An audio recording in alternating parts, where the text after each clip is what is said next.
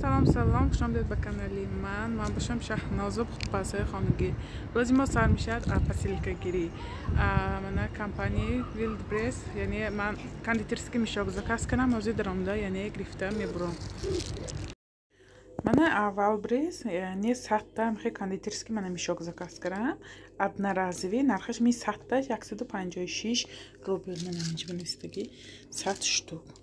أنا مين يعني одноразовый يعني чықаба бас میکنه میتونید اینجا بریده یعنی مناسبت‌های انداخته گلاندازی و مایده چی نغزنی удобно دست به خیلی کلونش بعد همه جاش کریم میشه اینه که عادی اکسیه بوده است گرفتم 156 روبل و همین 100 تا یعنی کاندیترسکی میشه مغازه فیکس پرایس با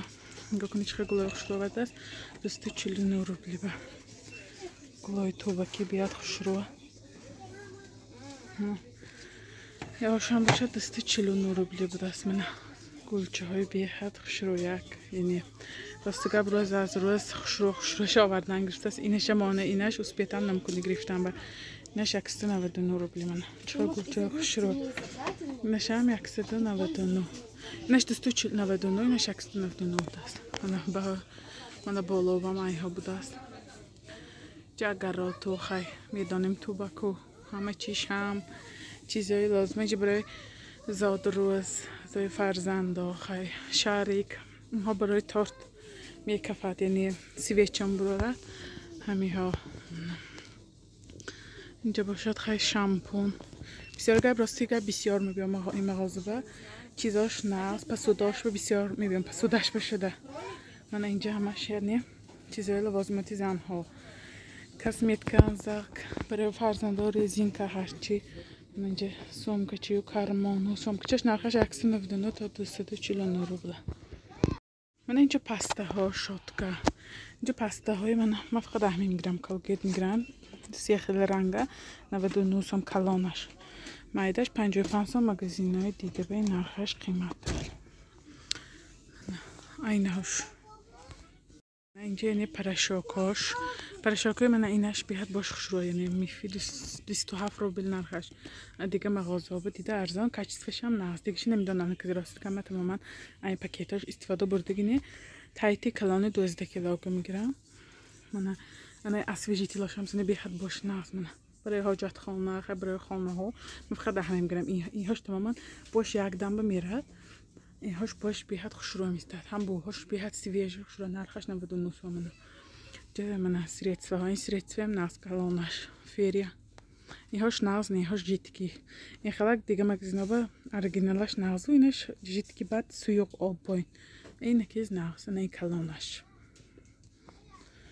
اینجا اینی خیلی خوکه هایو این ها واسه که با اینجا میگم برو این خیلی هاش نگرفتم فقط آنتی ژیرو ساناکسو استفاده دارم ویشیلکا ها ویشیلکی نوآورده است من برای شرف های یعنی ویشیلکا کنم بیاد خوش رو نگاه کنید شرف های هر یکش این بعد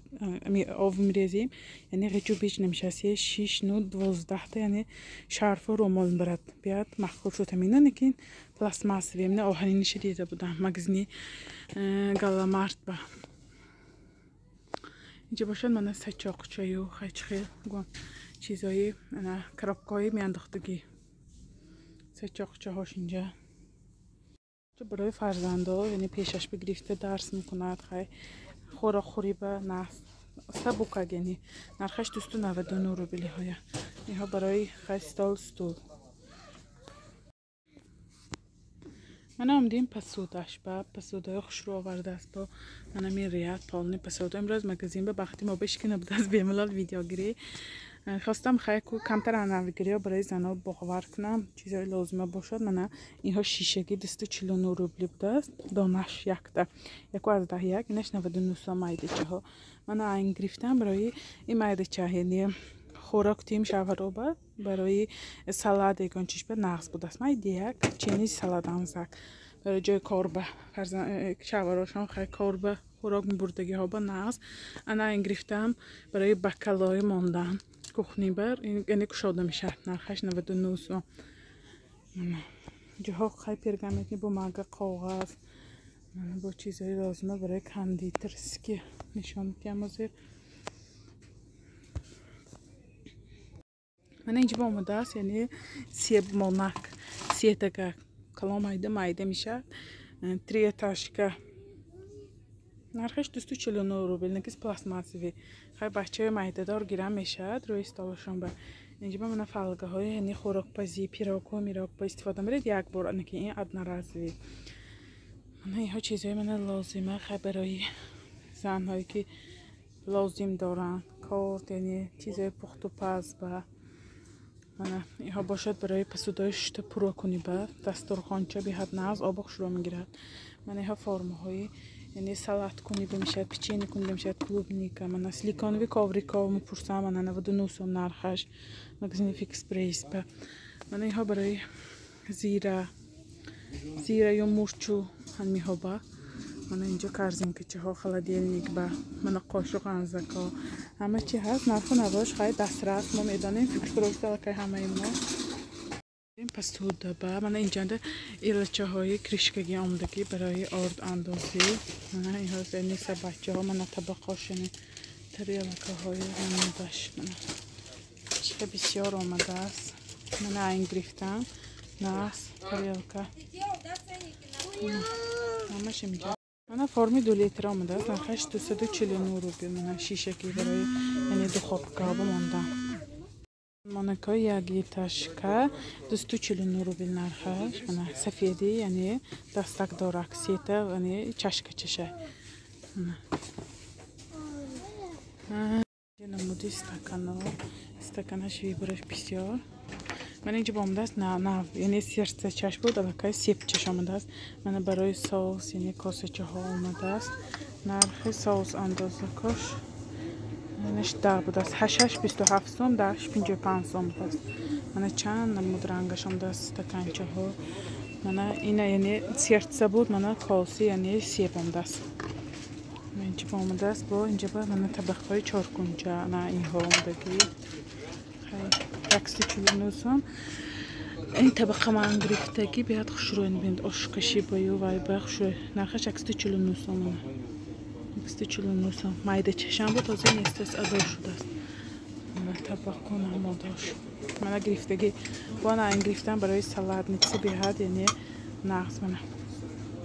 ویدیو دا دیده باشید استفاده برسیم نرخش 77 сом یعنی 4 تا گرفتم میخوایم 6 تا دیگه گیرم همین استکانهای درینش یعنی جدا من اینها سالادنیچه ها شیشگینا من این برای چین کنی قاشق چه داره کمش رزمیر خطی نرخش 77 сом سالادنیت 199 сом من چیزی باید خوش رو آورده است بازی بارکشوساس با انشالله میبین برای خبرگیری من این بود یعنی پسوده های امروزی مغازه فیکس پرایس برای پخت و پز اینجا من چی ها میگیرم همین ویش وریانکاش مال استفاده برم سختی شروع من جیماش اصلاش حتی اصلاش نتوران نیو لیکن برای تورته میداوی میشن من اینجا جیمای شروع شد نرخش 55 روبل لیکن ناز یعنی میهای من میگیرم یعنی استفاده برم من مینو من مثلا این کچوب میگیرم بیاد کچوبش نرخ 27 سوم نرخش خیلی اینجا کویگان چی نمیگیرم تماما میگویم نمیکنم راستیگه زنی ساک میگیرم برای بچه ها برای خانه میگیرم ساکای کلان چیزهای خیلی کو میگرفتگی من یعنی استفاده بردگی من اما گفتنی فیکس پرایس من چیزی نازم دیدگی ما پیپسی توالت و وانه ها چیزای لازمه من همین مچالک دیتیکم دست گرفته استفاده بردن بیاد ناز برام من که هاش باش خناس نی خش سنگ بان شده میمونه نه ها توالت و شاتکه ها من همه چیزی درکای ها نرخش با نرخ دست رس بچهای نسکی و خیلیگان چه کخنی به استفاده بردگی ها چیزای لازمه همه یعنی مثل بچه گرفته هر چی میاندازن استفاده برن اینجا من با چیزای لازمه پریشیپکه همه چی من اینجا باشد من سوزنی رشته همه رنگش های بسیاری زنها با همین چی لازم ریزینکه بسیاری کرتا لوازماتی پالات نام باشن همین ریزینکه حتی چه کسی نام زکاس میکنم من 55 روبل مگزینی فیکس پرایس با من اینجا ها وای من اینها همش یعنی همون سبچه ها فقیر همه چی هست نکید نرخش همش با نرخی دسترس اینجا یعنی پریشیپکه